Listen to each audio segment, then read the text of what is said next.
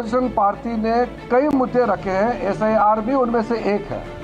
लेकिन ये कहना कि एसआईआर को लेकर के पार्लियामेंट चलने नहीं देंगे, ऐसा सब पॉलिटिकल पार्टीज ने नहीं कहा है।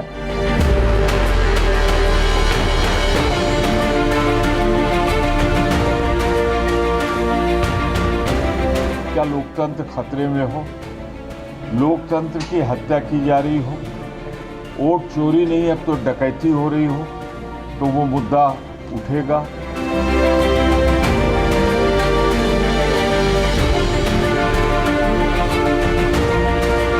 एसआईआर को लेकर के लोगों के मन में जो चिंता है, फर्ज कीजिए अगर हम सर्वोच्च न्यायालय ना गए होते तो जो भी रिलीफ मिला है डॉक्यूमेंट्स को लेके वो भी ना मिला होता।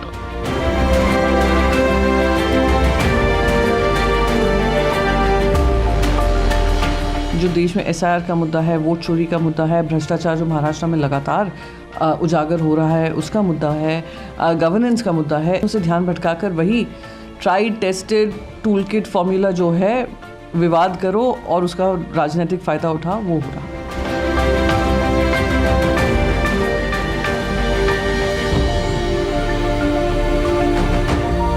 कई जगह तो एसआईआर शुरू होने से पहले एक एक जिले में 20-20 हजार वोट काट दिए गए। गंभीर अनियमितता है, लोग आत्महत्या कर रहे हैं।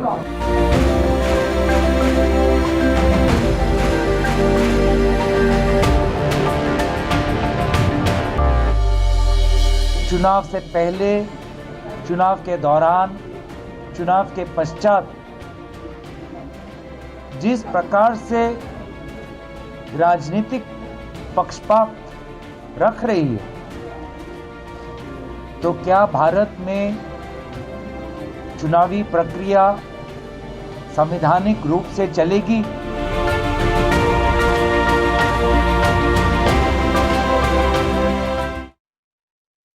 नमस्कार, आप देख रहे हैं न्यूज नेशन की खास पेशकश। सवाल है, बवाल है। मैं हूं आपके साथ अनुराग दीक्षित। पार्लियामेंट का विंटर सेशन शुरू होना है। सरकार की तरफ से पेंडिंग बिल्स की एक लंबी लिस्ट है जिसके जरिए बताया जा रहा है कि देश की बड़ी आबादी का काफी ज्यादा भला होगा। लेकिन विपक्ष की तरफ से भी कई मुद्दे गिनाए जा रहे हैं जिसमें एसआईआर का मुद्दा सबसे ऊपर है। तो आज बहस इसी मुद्दे पर कि क्या संसद का शीतकालीन सत्र बेहतर तरीके से चल पाएगा या बिहार चुनाव के बाद अब संसद में भी एसआईआर के मुद्दे पर घमासान दिखेगा। सवाल कई है। अवैध वोटों की छटाई, इसीलिए क्या एसआईआर पर सियासी लड़ाई हो रही है? वोटर लिस्ट का रिवीजन, विपक्ष को क्यों है टेंशन? अवैध वोटर्स की जांच, किसके सियासी मंसूबों पर आंच? और क्या संसद चल पाएगी या फिर एसआईआर की भेंट चढ़ जाएगी? ये कुछ बुनियादी सवाल हैं जिनका जवाब तलाशने की कोशिश करेंगे। हमारे साथ एक खास पैनल जुड़ रहा है। ऋषभ तिवारी साहब जुड़ रहे हैं, आप प्रवक्ता है भारतीय जनता पार्टी के। समाजवादी पार्टी के प्रवक्ता प्रोफेसर भुवन जोशी हमारे साथ जुड़ रहे हैं। प्रियंका गुप्ता जी हमारे साथ जुड़ रही हैं, आप कांग्रेस पार्टी की प्रवक्ता हैं। और श्वेता प्रिया जी हमारे साथ जुड़ रही हैं, आप प्रवक्ता हैं जेडीयू की। प्रियंका गुप्ता जी, सबसे पहले आपसे सवाल, क्योंकि पार्लियामेंट का मतलब ही अपोजिशन का पार्टिसिपेशन है डेमोक्रेसी में। क्या ये मानकर चला जाए कि एसआईआर वो मुद्दा है जो इस संसद के सत्र में सबसे ज्यादा गरमाने वाला है विपक्ष की तरफ से? क्योंकि एसआईआर एक ऐसा मुद्दा है जो लोकतंत्र के लिए बहुत जरूरी है। एसआईआर प्रक्रिया जिस तरीके से समय सीमा दी गई और उसके बाद समय सीमा बढ़ाई गई, उससे साफ पता चलता है कि पूरी प्लानिंग के साथ ये काम नहीं किया गया। जो समय सीमा डिसाइड की गई वो इम्प्रैक्टिकल है। 12 राज्यों में लगातार एक साथ जिस तरीके से एसआईआर प्रक्रिया हो रही है, उसमें बीएलओ की जो मौत हो रही है, लगभग 30 बीएलओ की मौत हो चुकी है। आज उत्तर प्रदेश में एक बीएलओ की मौत हुई जिस पर उन्होंने अपना पूरा एक लेटर लिखकर जो है आत्महत्या की है। और मुझे लगता है कि वो काफी दर्दनाक है और काफी जो है संवेदना से भरा हुआ है। पर उसके बावजूद भी इलेक्शन कमीशन किसी तरीके से हिलने और डुलने वाला नहीं है जी। सर्वेश सिंह का जो लेटर है वो बताता है कि किस तरीके से वो पूरी तरीके से डरे हुए महसूस कर रहे हैं, पूरी तरीके से उनके ऊपर दबाव है। और इन सारी चीजों के रहते उनकी 2 छोटी-छोटी बल्कि 4 छोटे-छोटे बच्चे हैं जिसमें 2 बीमार भी चल रहे थे। इन सारे दबाव को ना झेलते हुए एक और बीएलओ मृत है। ठीक है, तो जवाब देना पड़ेगा इलेक्शन कमीशन को कि इन मौतों का जिम्मेदार कौन है। क्या ये प्रक्रिया और लंबी नहीं की जा सकती थी? क्या ये प्रक्रिया इतनी जल्दबाजी में करने की क्या जरूरत है? कौन सा इलेक्शन जो है अभी उत्तर प्रदेश में ड्यू? मुझे लग रहा है कि 2027 तक हमारे पास अच्छा खासा समय है। अगर हम उस समय को देखें तो हमारे पास समय पॉइंट टेकन प्रियंका गुप्ता। ऋषभ तिवारी, बिहार विधानसभा चुनाव से पहले जो मुद्दा एसआईआर का सामने आया, जिस पर पूरा सियासी घमासान मचा, अब पार्लियामेंट के विंटर सेशन में भी वही एसआईआर आपकी मुश्किलें बढ़ाने जा रही है। जी मेरी आवाज आ रही है सर? जी बोलिए। देखिए, हमारी मुश्किलें कुछ नहीं बढ़ने वाली, क्योंकि हमारी मुश्किलें इसलिए नहीं बढ़ने वाली क्योंकि इनके सारे आरोप और इनके सारे प्रोपेगेंडे जनता ने बिहार चुनाव में फेल कर दिया। अगर इतना ही गड़बड़ भारतीय जनता पार्टी की सरकार ने किया रहता, अगर इतना ही अनसीरियस रूप से इलेक्शन कमीशन काम किया रहता, तो 7 दिन का सर एक टेक्निकली ड्यूरेशन होता है।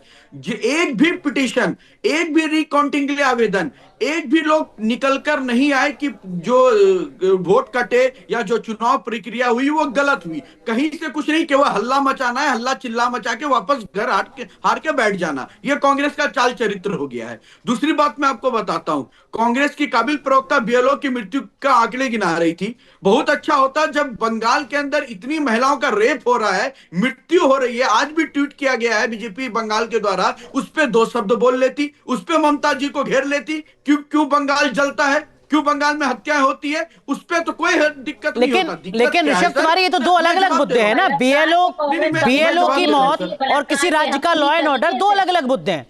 नहीं सर, मैं आपको जवाब दे रहा हूं, विषयांतर नहीं होते। मौत, एक सेकंड प्रियंका, ये प्रियंका जी की आदत है, कई चैनल से इसीलिए उनको भगा दिया जाता है। नहीं, शब्दों की मर्यादा के साथ। ऋषभ प्लीज। नहीं, शब्दों के बीच में ना बोले सर। ठीक है, आप बोलिए। मैं इनके बीच में नहीं बोला था। पॉइंट 1, मौत होती है, और मौत अगर किसी भी प्रदेश में होता है तो अगर ये अपने आप को जिम्मेदार विपक्ष करते हैं तो सवाल उस पर भी इनको उठाना चाहिए। खैर, इनकी सीरियस को ना जनता लेती है ना कोई लेगा, लेकिन मैं जवाब देता हूं। एसआईआर की सर इनको चिंता नहीं है।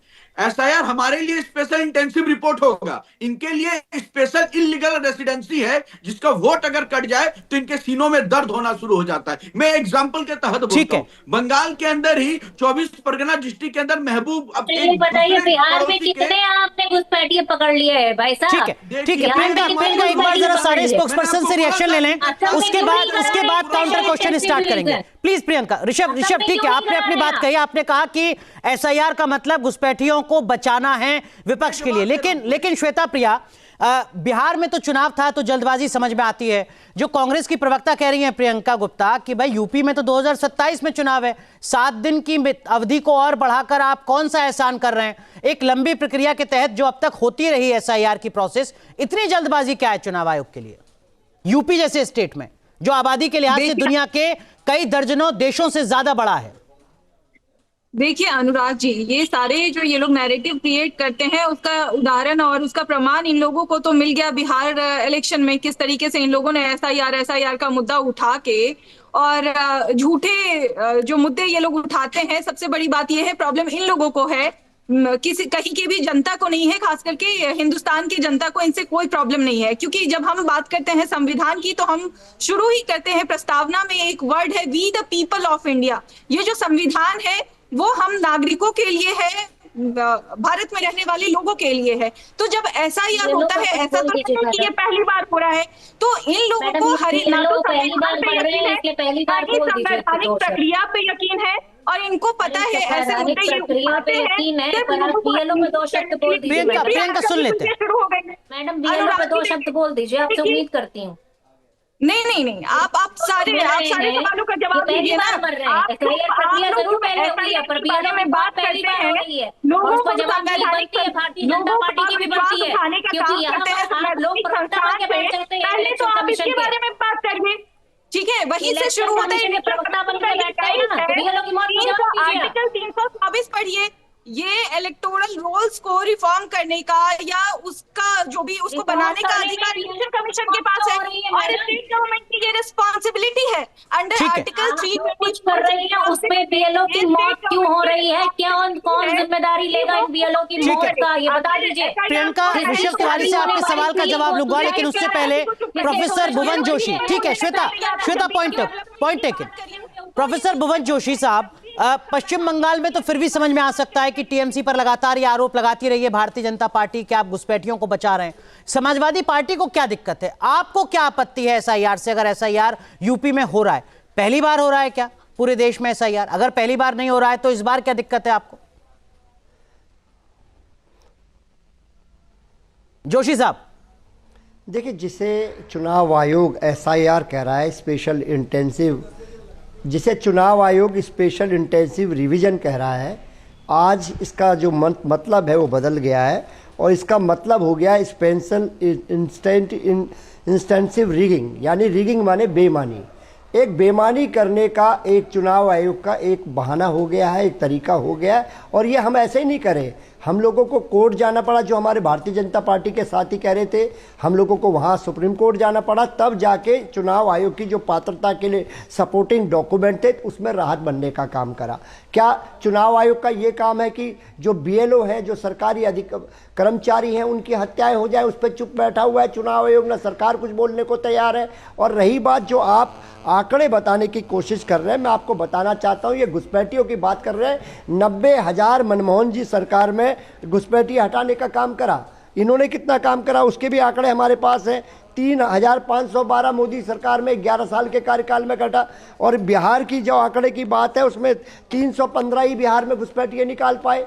ये बताने को काफ़ी है कि इनकी नीति और नीयत काफ़ी है। और समाजवादी पार्टी के नेता, राष्ट्रीय अध्यक्ष माननीय अखिलेश यादव जी ने स्पष्ट तौर पे कहने का काम करा है कि हम लोग SIR के लिए सड़क से लेकर सदन तक लड़ेंगे। और जो एक हफ्ते का जो इन्होंने बढ़ाने का काम करा है, हमारे नेता ने मांग करी है कि कम से कम 3 महीने बढ़ाया जाए। अभी चुनाव में बहुत समय है, बहुत समय। क्या सरकार करना चाहती है, क्या चुनाव आयोग करना चाहता है, क्या? अरे लेकिन जोशी साहब, दिक्कत क्या है, आपकी पार्टी इतनी बड़ी पार्टी है यूपी में, आप भी अपने कार्यकर्ताओं को जमीन पर उतार दीजिए ना, ताकि मतदाताओं को कोई दिक्कत ना हो फॉर्म भरने में, फॉर्म जमा करने में, वो वॉलंटरी आगे आए। क्या दिक्कत है इसमें? अखिलेश यादव ने तो निर्देश भी दिया है। माननीय राष्ट्रीय अध्यक्ष जी ने महानगर, जिला, राष्ट्रीय पदाधिकारियों को लगाने का काम करा है। सरकार को बताना है, चुनाव आयोग को बताना है कि वो क्या चाहता है। वोट चोरी ठीक है। ऋषभ तिवारी, एक एक करके सवाल का जवाब दीजिएगा। प्रियंका गुप्ता ने सवाल खड़ा किया कि भाई पार्लियामेंट में हम इस मुद्दे को क्यों ना उठाएं, SIR को, जब जो तमाम BLO हैं देश के अलग अलग हिस्सों से, वो खुदकुशी का रास्ता चुन रहे हैं, जो किसी भी शख्स के लिए आखिरी विकल्प होता है, खुद को खत्म करना। ऋषभ तिवारी, ऐसी क्या जल्दबाजी है? अनुराग जी, सबसे पहला विषय यह है कि BLO की मौत पे जो कांग्रेस राजनीति करा, उस पर मैं जवाब दे रहा हूं। बेशक आप संसद में मुद्दे उठाइए ना, संसद में मुद्दे उठाकर आंख मार के भाग जाने की प्रथा कांग्रेस की ही रही है, हमारी रही है। मणिपुर के लिए चिल्लाते रहे, जब डिस्कशन हुआ तो आंख मार के राहुल गांधी निकल गए। दिक्कत क्या, मैं बताता हूं।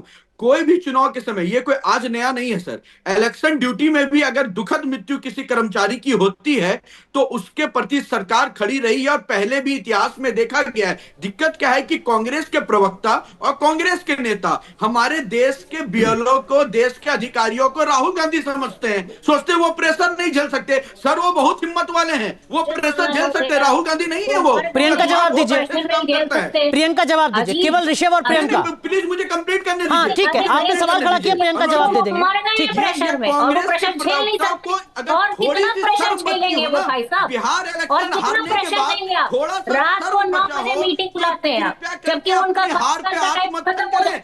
आप सुबह से लेकर शाम तक उन पे लगातार दबाव डालते हैं, आप ऊपर के दबाव डालते हैं कि आप ज्यादा से ज्यादा फॉर्म भरवाइए, ये प्रशासन दबाव डालता है। और भारतीय जनता प्रमुख है, जो पार्षद है, जो मंडल अध्यक्ष है, वो ये दबाव डालता है कि किसके घर SIR होना है, किसके घर फॉर्म जाना है और किसके घर नहीं जाना है। बंगाल पे BLO के ऊपर 2 तरह से दबाव पड़ रहा है। और दूसरी चीज, पारदर्शिता की पूरी कमी है। जिस तरीके से आधे लोगों को फॉर्म मिल रहा है, आधे लोगों को अभी भी नहीं मिल पाया। ठीक है, जनता बोली ठीक है, प्लीज प्रियंका, ठीक है। ऋषभ, एक और सवाल। ऋषभ, एक और सवाल। ठीक है, आपने जवाब दिया।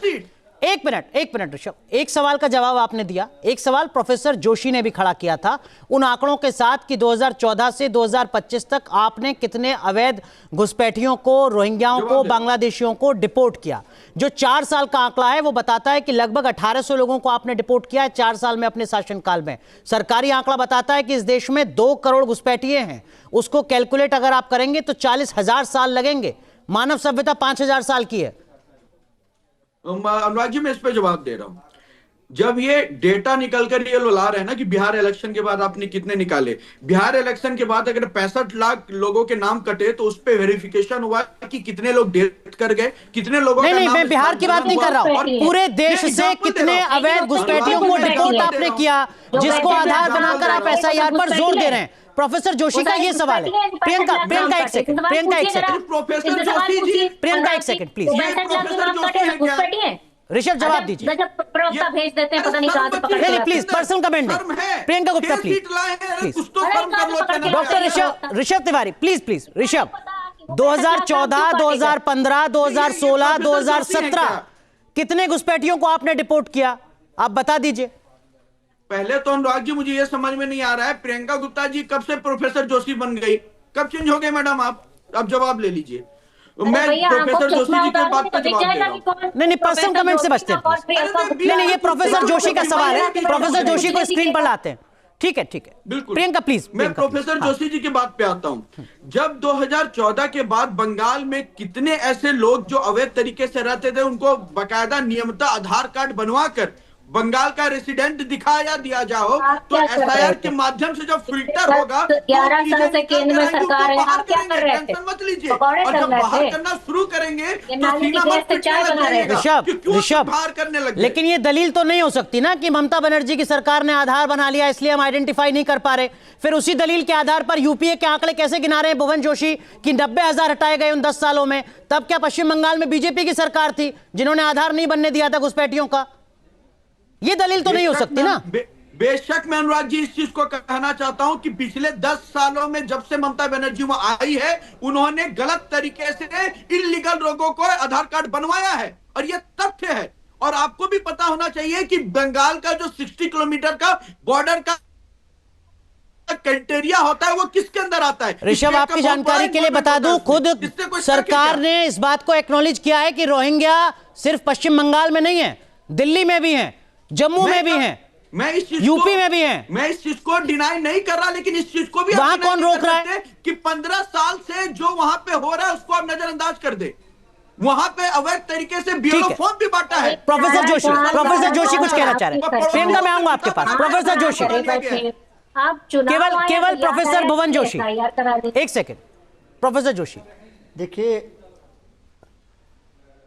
देखिए अनुराग जी, पूरा देश क्या देख पा रहा है, पूरा देश ये देख पा रहा है, चुनाव आयोग का काम था कि वोटों को बढ़ाने के लिए काम करे, और ये एसआईआर के माध्यम से वोटों को घटाने का काम कर रहा था। और हम लोग आप देख पाते हैं कि चुनाव आयोग ने और हमने जो देखा है उसका काम जो वोटों को बढ़ाने का था, वोटों को घटाने का है। लेकिन उत्तर प्रदेश में हमारी जिम्मेदारी है एसआईआर के माध्यम से जो इनकी वोट डकैती का प्रोग्राम है, जो उन्होंने बिहार में करने का काम करा है, हम उत्तर प्रदेश में होने नहीं देंगे। तो प्रोफेसर जोशी, आप चुनौती स्वीकार रहे हैं ना? अगर चुनाव आयोग की तरफ से आपको चुनौती दी जा रही है तो समाजवादी पार्टी इस चुनौती को स्वीकार रही है। एसआईआर जब खत्म होगा तब आप ये कह सकेंगे कि हाँ, हमने कोई भी वोट गलत तरीके से नहीं कटने दी, हमने सुनिश्चित किया, समाजवादी पार्टी के कार्यकर्ताओं ने सुनिश्चित किया, ये भरोसा दे रहे हैं ना आप? देखिए, अब ये हमारे नेता ने स्पष्ट तौर पे कहा है चुनाव आयोग से कम 3 माह का समय दिया जाए। ये एक हफ्ते का समय बढ़ाया है, जो मैं देख पा रहा हूं आपके चैनल के माध्यम से। इसमें इन्होंने एक अपनी गलती तो मानने का काम करा कि ये समय सीमा कम नहीं है, ये तो देश समझ गया, प्रदेश समझ गया इस बात को। लेकिन क्यों नहीं ये 3 माह करना चाहते? ये अगले साल चुनाव है 2026 में, क्या साजिश चल रही है? क्यों बीएलओ को प्रताड़ित किया जा रहा है सरकार के द्वारा? किस प्रकार का दबाव दिया जा रहा है कि वो आत्महत्या करने को विवश है? क्या उन लोगों के साथ इस देश के बीएलओ इस देश के नागरिक नहीं है, या बीएलओ के साथ खड़ा होना? हमारे नेता माननीय अखिलेश यादव जी ने कहा है कि हम ऋषभ, आप जवाब दीजिए, फिर मैं श्वेता प्रिया के पास जाऊंगा। ऋषभ, जवाब दीजिए। मदद करने का काम कर रहे हैं माननीय अखिलेश यादव जी, ये भी देश देख पा रहा है। ठीक है जोशी साहब, ऋषभ जवाब दीजिए। देश ये भी देख पा रहा है कि एसआईआर चिल्लाते रह गए, वोट चोरी चिल्लाते रह गए, वोट कमल को मिलकर आज प्रचंड बहुमत से सरकार है। देश ये भी देख पा रहा है कि विगत सालों में उत्तर प्रदेश की तस्वीर और तकदीर कैसे योगी सरकार ने बदली है। चंडीगढ़ में देश ने देखा है, अरे बिल्कुल बदली है, माफिया राज को समेट के रख दिया है। देखने का काम करा है। वोटों की चोरी तो करना कोई आपसे सीखे? कोई वोट चोरी नहीं होती, दिल की चोरी होती है। वोटों की चोरी कैसे कराई? देश देखता है, देश जानता है, चंडीगढ़ को भूला नहीं है देश, कुछ बचा नहीं आप लोगों, चंडीगढ़ को भूला नहीं है देश। कैसे आप लोग चोरी करने में माहिर हैं? और 5 साल चिल्लाने का मौका मिलेगा, चिल्लाइए। अपने हार पे कभी चिंतन नहीं करेंगे। आप अगर वोट चोरी का मुद्दा उठाते हैं यहाँ पे, चुनाव से जोड़ना अगर उसको चाहते हैं एसआईआर को, तो इस पे भी चिंता कीजिए ना कि चुनाव की जब चुनावी रैली होती है तो मल्लिकार्जुन खड़गे क्यों नहीं पहुंचते हैं आरजेडी के रैली में? क्यों अपने ही 13 सीट में फ्रेंडली मैच करके हार जाते हैं? वहां कौन सा ऐसा वोट चोरी हो गया था जनाब, जहां 13 सीट में एक दूसरे के अगेंस्ट लड़के चुनाव हारे हो? वहां कौन सा वोट चोरी ऐसा हुआ था? कहने का विषय यह है कि कभी अपने आकलन पे चिंता करेंगे नहीं, भारत के संविधान, भारत की संवैधानिक प्रक्रिया पे ये सवाल खड़ा करते हैं और बेशर्मी की तरह जनता जब हरा देती है फिर आके चिल्लाने लग जाते हैं। श्वेता प्रिया, आप जेडीयू की प्रवक्ता हैं, मताधिकार को छीनने का श्वेता प्रिया आप जेडीयू की प्रवक्ता हैं, ये जब जब एसआईआर का जिक्र होता है तब तब इस देश में एक खास तबके में दहशत का माहौल भी नजर आता है। ये लगता है कि कहीं हमारा नाम लिस्ट से ना हट जाए, हमारी नागरिकता पर सवाल ना खड़ा हो जाए, हमें ही कहीं डिटेंशन सेंटर में ना भेज दिया जाए। इस तरीके की हलचल आपने भी महसूस की होगी। क्या आपको लगता है कि एक बेवजह का पैनिक भी क्रिएट किया जा रहा है एसआईआर के नाम पर? श्वेता प्रिया, अनुराग जी, इसमें पैनिक होने की कोई जरूरत भी नहीं है और ना ही जनता पैनिक हो रही है। एसआईआर से जो पैनिक हो रहे हैं वो विपक्षी दल पैनिक हो रहे हैं, क्योंकि देखिए आदरणीय जोशी जी ने अभी कैसी बात की, उन्होंने बिल्कुल इलॉजिकल बात की है कि एसआईआर का मतलब स्पेशल इंटेंसिव रिवीजन का मतलब होता है, पर्पस होता है कि वोटर का सिर्फ संख्या बढ़े। ऐसा कैसे पॉसिबल है? ये इसलिए होता है जो नागरिक है वो वोट करे, वो उनका अधिकार भी है और उनकी ड्यूटी भी है। रही बात ये बोल रहे हैं कि उनका सिर्फ नंबर बढ़ना चाहिए, ये कैसे पॉसिबल हो सकता है? कुछ लोग एडल्ट होते हैं, 18 साल के होते हैं, कुछ की मृत्यु हो चुकी है तो उनका नाम हटना चाहिए, इसलिए एसआईआर हुआ है। दूसरा, आपने अभी ये बोला पैनिक होने की बात, पैनिक होने की बात इसलिए नहीं है क्योंकि ऑलरेडी जिनका एसआईआर के थ्रू 2002 से 4 के बीच में जो एसआईआर हुआ था, जिनके माता पिता का नाम उसमें था, उन्हें तो कोई प्रॉब्लम ही नहीं है, उनका नाम तो डायरेक्टली इसमें जुड़ेगा ही। अब ये उनके लिए है जो नागरिक नहीं है, तो इसमें इतना डरने वाली क्या बात है? प्रोफेसर जोशी, एसआईआर के नाम पर आप डर पैदा कर रहे हैं क्या समाज के एक तबके में? प्रोफेसर जोशी जी बोलिए। बोलना चाह रहे, किसी भी तबके को इससे डरने की जरूरत नहीं है, जो नागरिक ना है उनको डरने की जरूरत है। प्रोफेसर जोशी,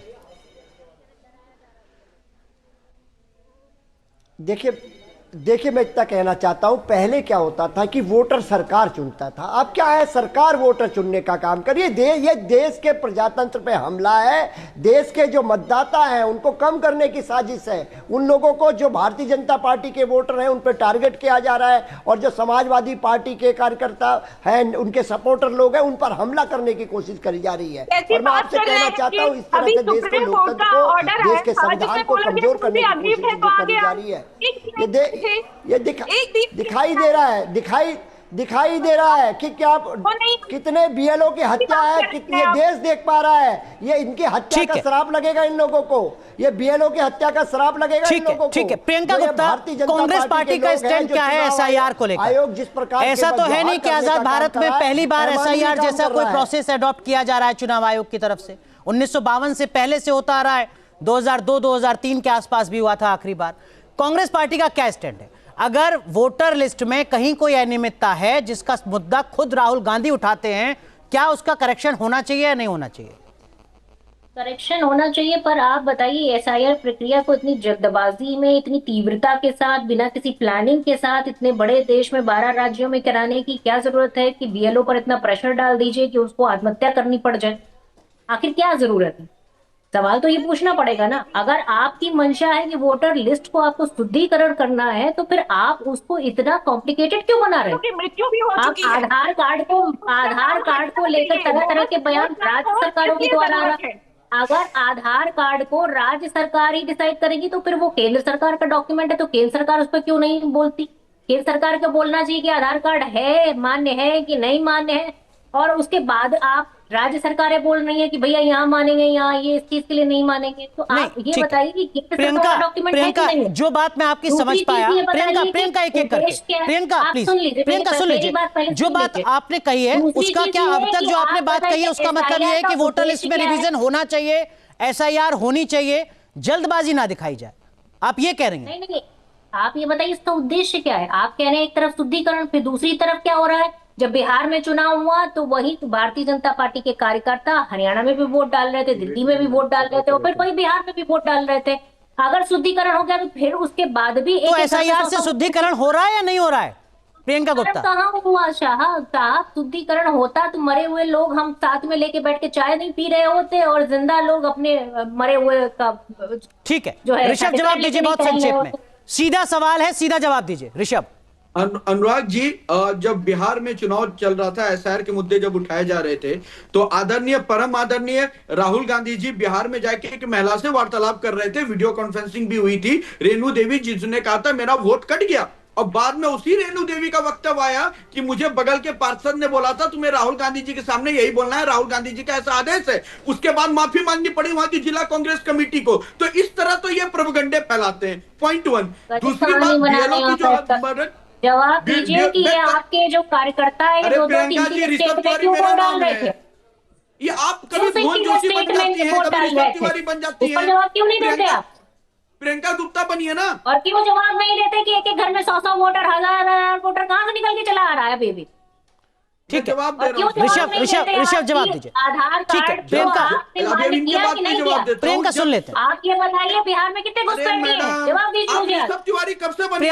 प्रियंका सुन लीजिए। कितने लोगों को इस देश से बाहर भेजा? जवाब दीजिए। अगर एसआईआर प्रक्रिया में घुसपैठियों को लीक किया, प्रियंका वो सवाल मैं पूछ चुका हूँ आंकड़ों के साथ। प्रियंका सुन लेते हैं। ऋषभ कोई आंकड़ा नहीं दे पाएंगे बैठ के यहाँ पर। एसआईआर का फॉर्म खाली एसआईआर तब हुई थी, तब हुई थी, अब हुई थी, तब हुई थी। लोगों को मार डालो बस, इसीलिए हुई थी एसआईआर। ठीक, ऋषभ जवाब दीजिए। हिंदुस्तान याद करेगा, इतिहास में लिखा जाएगा। प्रियंका एसआईआर प्रक्रिया 2025 में मौत का कारण थी। प्रियंका सुन तो लीजिए आप।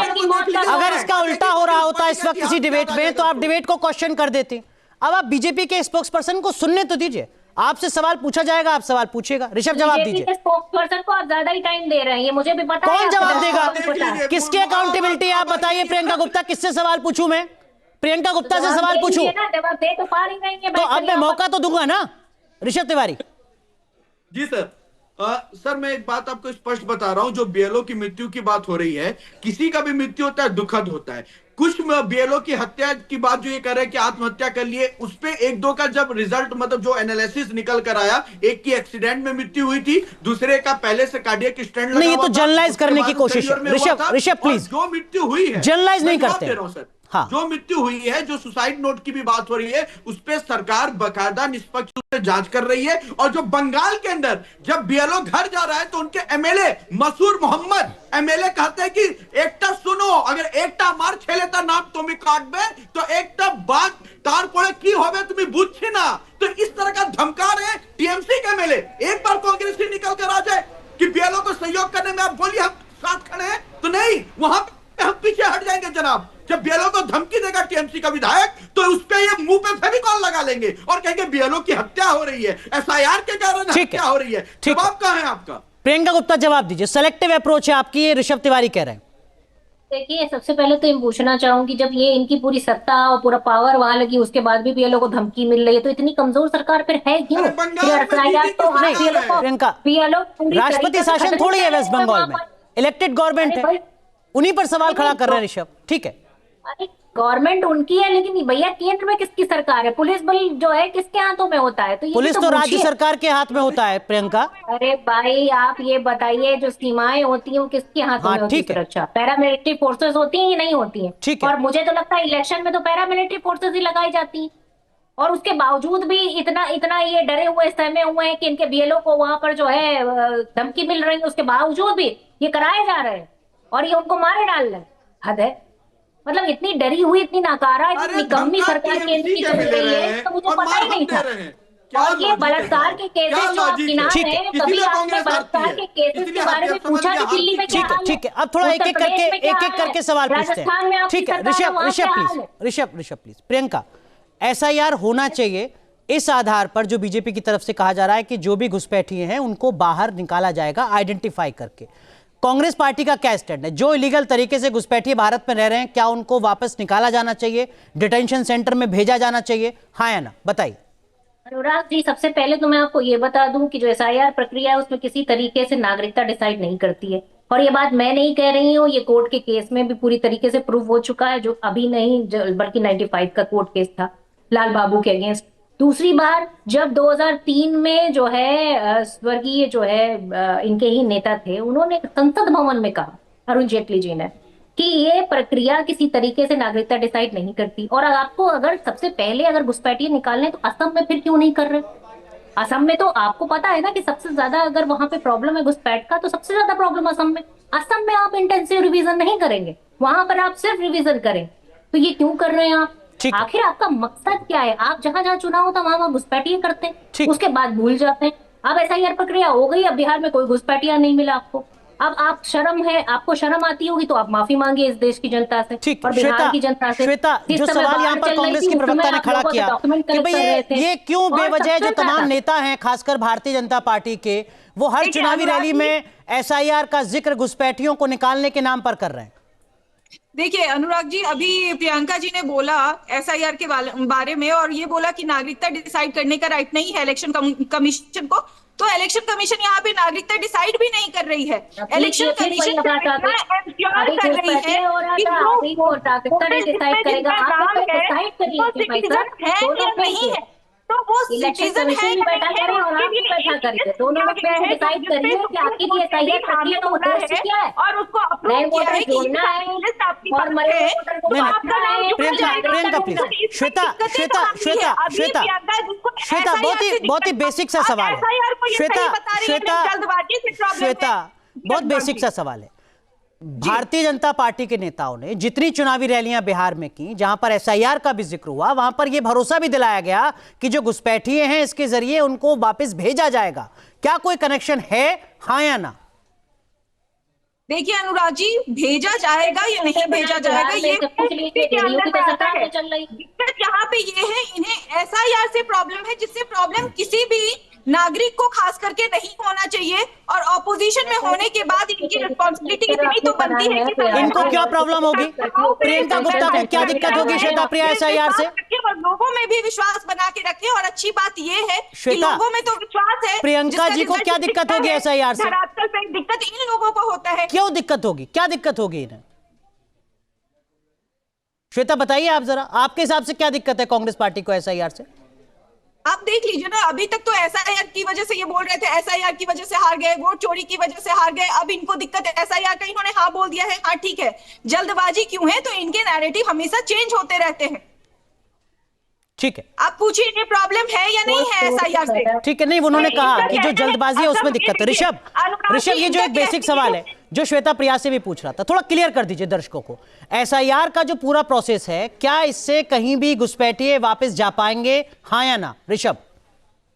बेशक सर, इससे एक फिल्टरेशन आएगा, और फिल्टरेशन तब आएगा कि जब रिकॉर्ड में पहले के वोटर और अब रिकॉर्ड में जो वोटर हट गए, तो उनका नाम चिन्हित करना, वो क्यों हटे, और हटे तो उनका रीजन बैकग्राउंड क्या रहा, क्या वो किसी दूसरे स्टेट में चले गए हैं या मृत्यु। आपने जो 65 लाख नाम काटे हैं उनका पूरा डेटा दीजिए ना। अनुराग जी, कांग्रेस इसलिए हारती है क्योंकि इनके मंद बुद्धि राजनीतिक नहीं, व्यक्तिगत हम ले।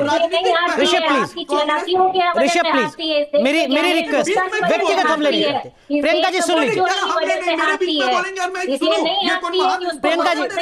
लीजिए, प्रियंका जी सुन लीजिए, आप जवाब दीजिएगा। ऋषभ कंप्लीट कीजिए। आप कह रहे हैं फिल्ट्रेशन होगा इससे। हमें ना बताइए आप क्यों हारते हैं, अपना बताइए आप क्यों। ऋषभ, आप कह रहे हैं फिल्ट्रेशन होगा इससे। और हम जहाँ हारते हैं तो वहाँ ये नहीं बोलते वोट चोरी हो गया। ठीक है, नहीं विषयांतर नहीं होता। प्रियंका प्लीज। महाराष्ट्र में की वोट चोरी, आपने मध्य प्रदेश में की वोट चोरी, आप कर्नाटका में भी कर रहे थे वोट चोरी कर रहे थे, अभी भी आप करते हैं। जब वो पकड़ लिया गया तब इसको लीगल ढंग से करने के लिए आपने चुनाव आयोग को उसमें सम्मिलित किया।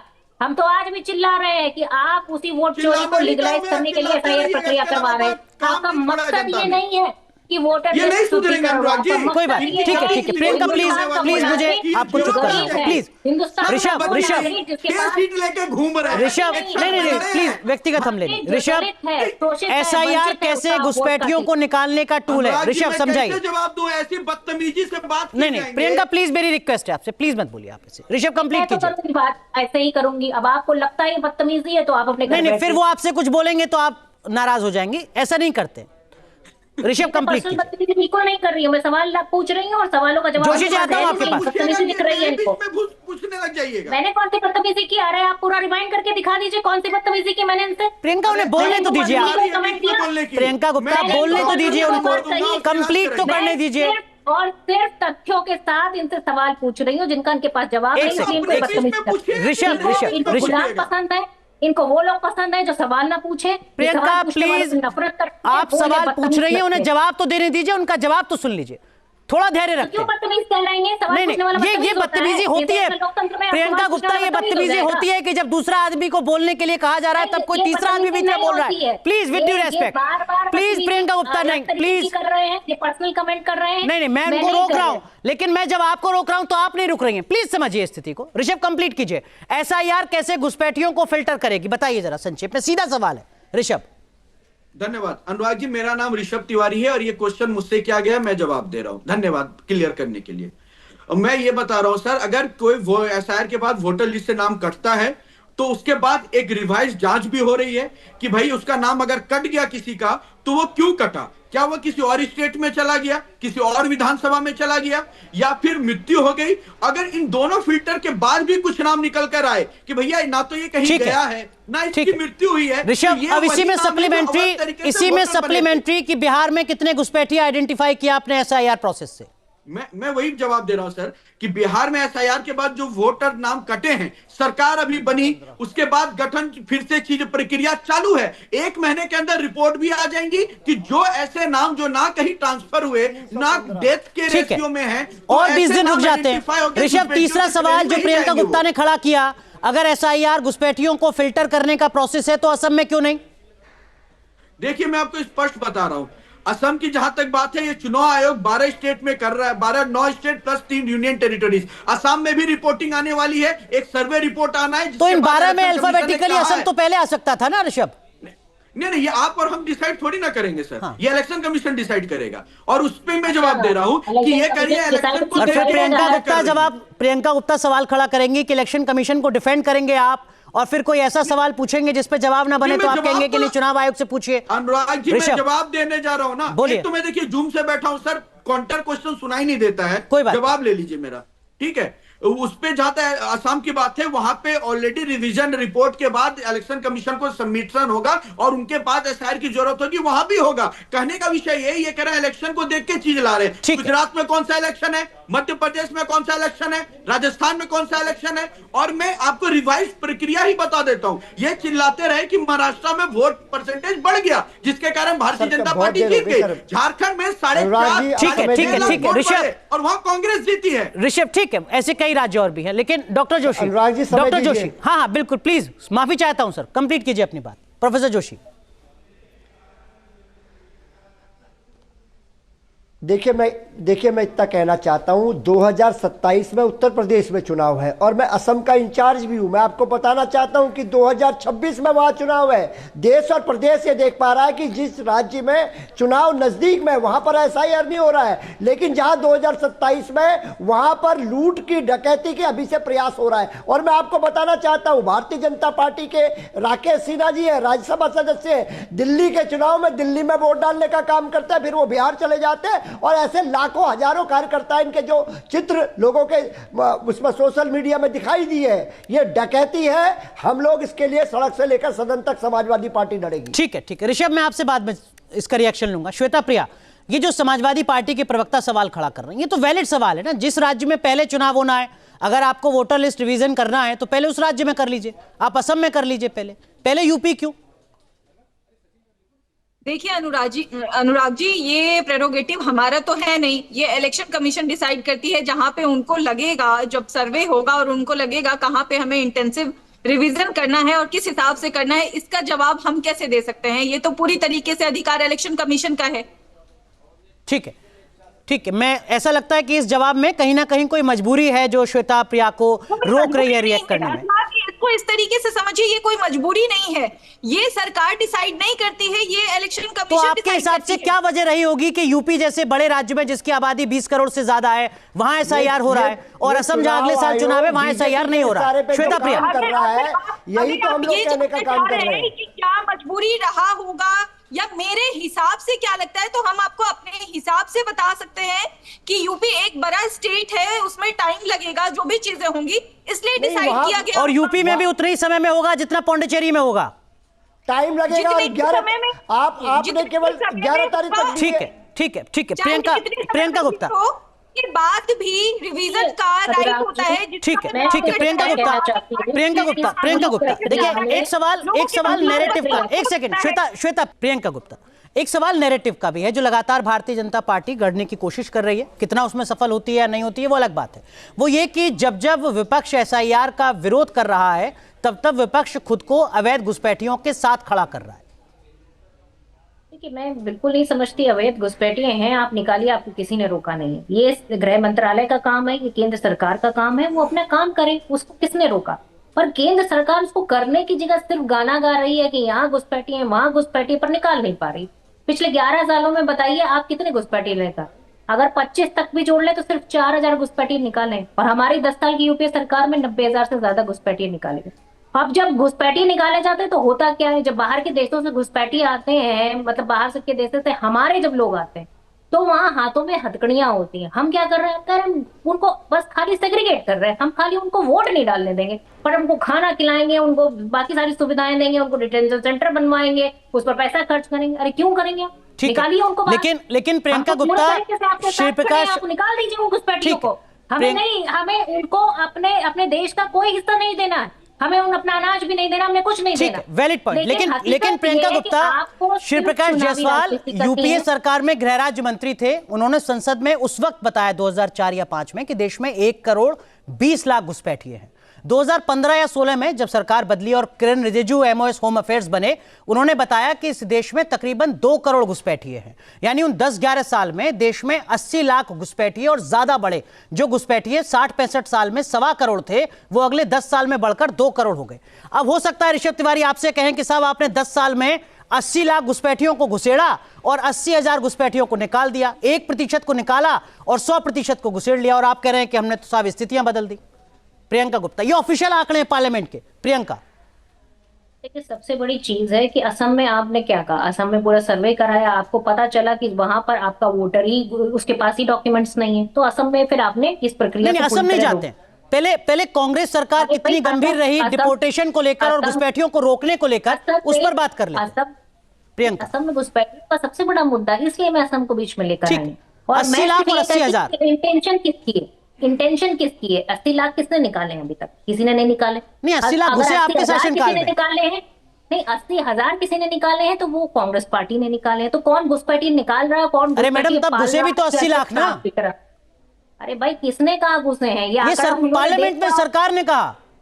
अरे भाई, 80 लाख, मैं उस बात के खिलाफ नहीं हूं कि हमारे देश में घुसपैठिए नहीं है। एक बात आप समझने की कोशिश करिए, घुसपैठिए हैं तभी कांग्रेस पार्टी ने घुसपैठिए निकाले थे, और हम घुसपैठियों का कोई समर्थन नहीं करते। हम आज भी कह रहे हैं कि अगर घुसपैठिए हैं तो आप उनको तुरंत के तुरंत बाहर करिए। प्रियंका, मैं थोड़ा स्पेस आपको और दे रहा हूँ। प्रियंका, मैं थोड़ा स्पेस आपको और दे रहा हूँ। मेरा सवाल हो सकता है आप ना समझ पाएंगे।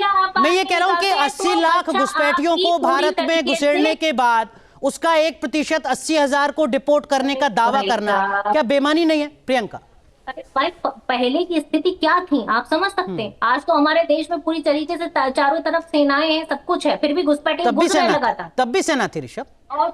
ऋषभ, तब सेना नहीं थी क्या? समय की परिस्थितियां आप देखिए, ऋषभ के बाद से क्या परिस्थिति? ऋषभ, तब सेना नहीं थी क्या सीमा पर? आ जाती है। ये सेलेक्टिव अप्रोच है क्या ऋषभ? ये वही सवाल है जो मैं आपसे पूछ रहा हूं बार बार आपके स्टैंड को लेकर। वही सवाल प्रियंका गुप्ता से जुड़ा था जिसका जवाब वो नहीं दे पा रही हैं। ये सेलेक्टिव अप्रोच है क्या ऋषभ?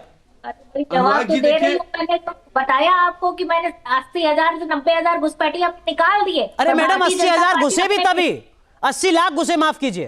अरे किसने कहा घुसे हैं? गृह राज्य मंत्री ने संसद में कहा। जवाब कौन देगा? 80 लाख अगर घुसे हैं तो आज 2 करोड़ कैसे हो गए, ये बता देंगे? अरे ये तभी हो गए थे 2 करोड़, ये 2 करोड़ तभी हो गए थे मैडम। अरे भाई साहब, ये तो आप कितने होंगे ये बता दीजिए। हाँ, ये ठीक बात है, ये पॉइंट है, ये पॉइंट है आपका। कितने होंगे? बिल्कुल ठीक। 2 करोड़ हो गए हैं तो भारतीय जनता पार्टी ने अभी तक क्यों नहीं निकाले? सिर्फ 4,000 निकाल के पड़ी हुई है। ऋषभ, ये सेलेक्टिव अप्रोच है क्या? ठीक है, अब केवल ऋषभ को सुनते हैं। प्रियंका, प्रियंका आप प्लीज सुन लेते हैं हमारे देश में। प्रियंका प्लीज सुन लेते हैं।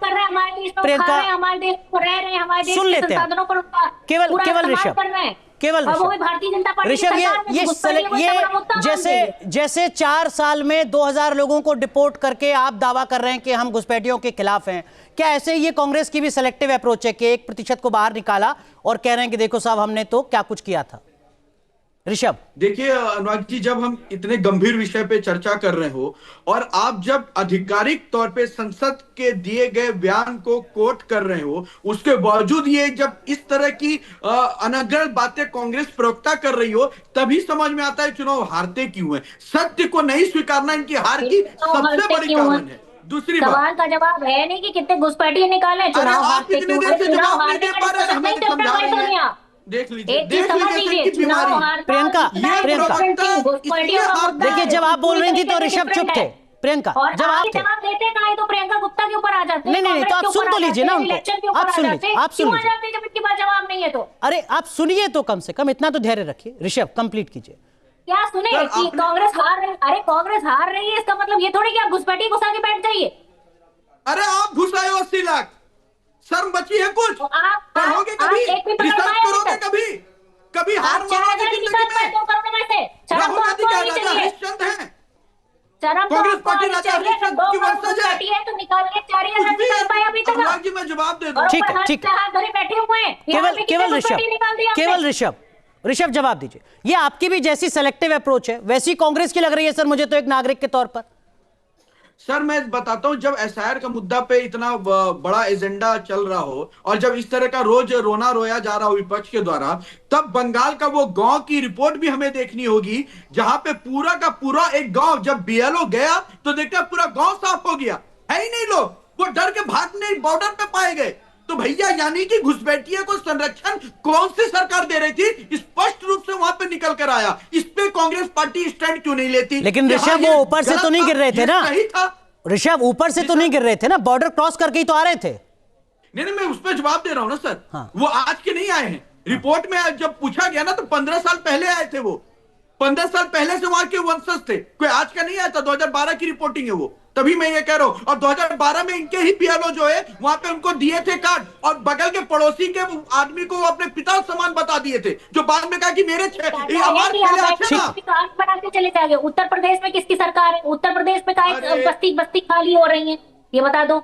आप एक काम कीजिए अनुराग जी, ऋषभ तिवारी भी प्रियंका गुप्ता, भुवन जोशी भी प्रियंका गुप्ता, जेडीयू की प्रवक्ता भी प्रियंका गुप्ता, और चुनाव में जनता इनको इतनी हराती है फिर भी अपनी थ्योरी चेंज नहीं करते। ठीक है, कोई बात नहीं, समय मेरे पास थोड़ा कम है। प्रोफेसर जोशी, क्या ये लगभग तय है कि एसआईआर के मुद्दे पर ही संसद का शीतकालीन सत्र जो है वो भेंट चढ़ता नजर आएगा? प्रोफेसर जोशी, शर्मी की हद पार करते रहिए। Professor Joshi please Rishabh please, केवल प्रोफेसर जोशी। फिर बेशर्मी और हदें और नहीं, शब्दों की मर्यादा। ऋषभ प्लीज, केवल प्रोफेसर जोशी शब्दों की मर्यादा के साथ। भारतीय जनता पार्टी के जो प्रवक्ता साथी है उन्हें बताने में शर्म आ रही है कि 11 साल में 3512 घुसपैठिए निकाल पाए हैं। पूरे देश का आंकड़ा इनके पास है। 11 साल में आदरणीय गृह मंत्री जी अमित शाह जी क्या कर रहे हैं? घुसपैठिए कौन निकालेगा? 11 साल हो गए शासन को आपके, क्यों ये बातें कर रहे हैं? मैं ये कहना चाहता हूं कि घुसपैठियों को तो इनका ही संरक्षण है, क्यों नहीं निकाल पा रहे ये लोग? ये देश पूछना चाहता है, देश जानना चाहता है, और जितने ज्वलंत मुद्दे हैं उन पर हम लोग लड़ने का काम करेंगे। श्वेता प्रिया, एसआईआर का मुद्दा यादव जी ने कहा संसद में सबसे ज्यादा असर छोड़ेगा, लड़ाई को लड़ने का काम करेंगे मजबूती से। ठीक है, तो एसआईआर का वो मुद्दा जिस पर संसद का शीतकालीन सत्र जो है उसमें सबसे ज्यादा चर्चा होगी, लेकिन जो आम टैक्स पेयर है उसकी यही उम्मीद रहेगी कि संसद चले भी, पक्ष और विपक्ष दोनों तरफ से तर्क दिए जाएं, दलील दी जाए, लेकिन संसद सुचारू रूप से चले। 2012 का आंकड़ा है, 1 घंटे का खर्चा संसद को चलाने का 1.5 करोड़ रुपए आता है। ये 13 साल पुराना आंकड़ा है। 13 साल में और ज्यादा कितना खर्च बढ़ गया है ये जनता तय करेगी। बहुत बहुत शुक्रिया आप सभी का जुड़ने के लिए इस जरूरी मुद्दे पर और अपना पक्ष रखने के लिए।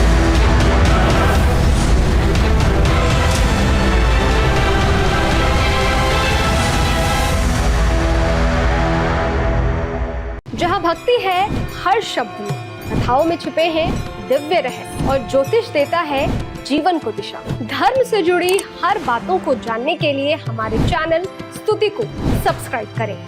चैनल पर जाने के लिए इस लिंक पर क्लिक करें।